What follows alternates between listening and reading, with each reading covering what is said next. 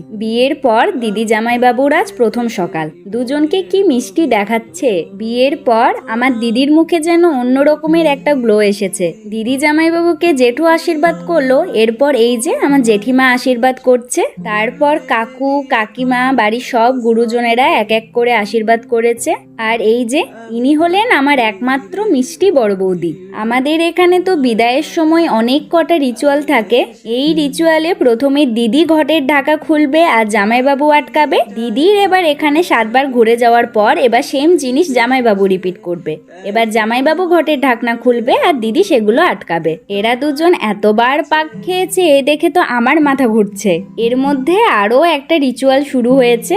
এগুলো কিন্তু বেশ মজার রিচুয়াল। বাড়ির গুরুজনরাই এই রিচুয়ালগুলো করিয়ে থাকে। ছাদনাতলার সবকটা রিচুয়াল কমপ্লিট হয়ে গেছে, এবার ঘরের মধ্যে কিছু রিচুয়াল আছে।